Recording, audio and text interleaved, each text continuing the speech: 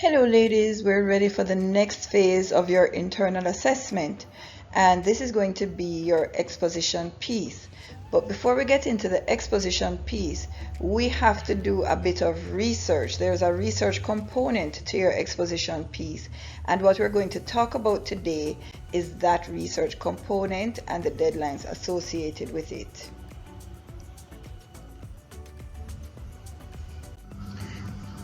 Today we're going to take a look at what's required, how to create your research questions, the research proposal, and data gathering and analysis. Excellent. So now you're on to the exciting part. You're going to conduct a small research activity. Based on your theme, you need to select a really narrow topic, and this topic should be different from the topic that you used in your reflective piece.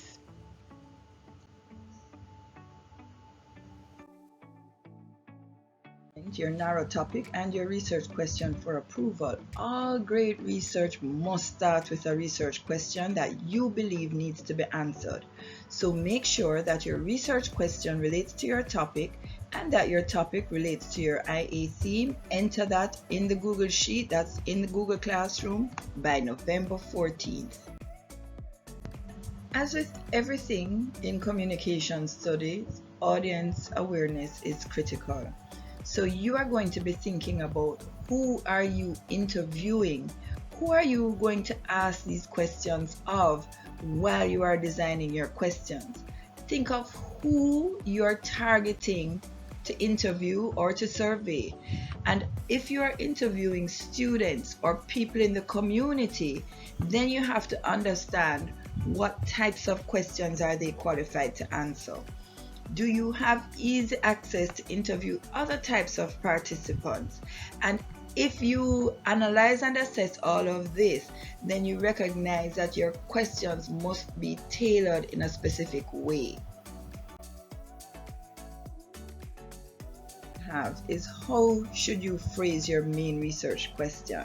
As junior researchers, for you need to make sure that you are investigating concepts relating to attitudes and awareness of the problem, because the people who you're going to be interviewing need to be qualified to answer your questions.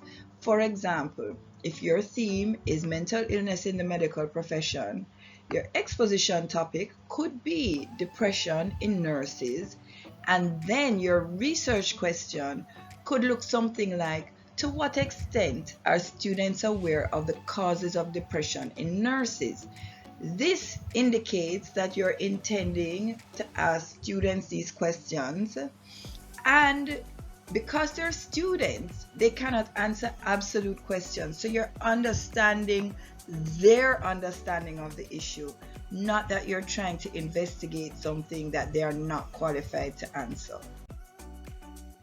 So there are options that you can include when you're phrasing your questions. For example, you can ask, how aware are people of an issue? What do you believe about an issue or a topic? What do you think about an issue or a topic? Avoid absolute questions such as, are nurses depressed because of the pandemic? Why should you avoid these types of questions? If you ask a student a question that they're not qualified to answer, then your questions trigger invalidity or unreliability in your questionnaire. So to avoid that, concentrate on asking people only what they are qualified to answer. You have created your great research question. The next activity for you to do is to create your research proposal, which is a very short document, no more than 200 words, in which you outline how you plan to conduct your research. You include your research question and the 2 approved sub-questions. Then tell me how you plan to collect your data and identify your primary source and secondary source of information. Include the link for that secondary source as well, please.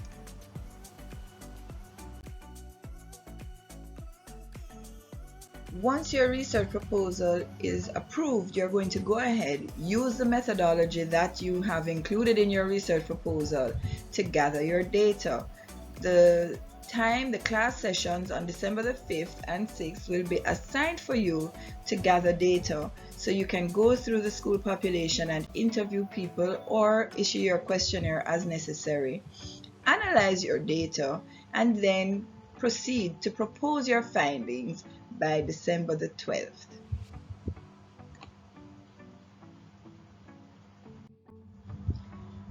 There you have it. Once you have completed your data gathering and data analysis, you are ready to prepare your exposition speech. You're going to use the information from your primary source and your secondary source in order to do this, and look out for video number 2, which is going to talk about the exposition piece in detail.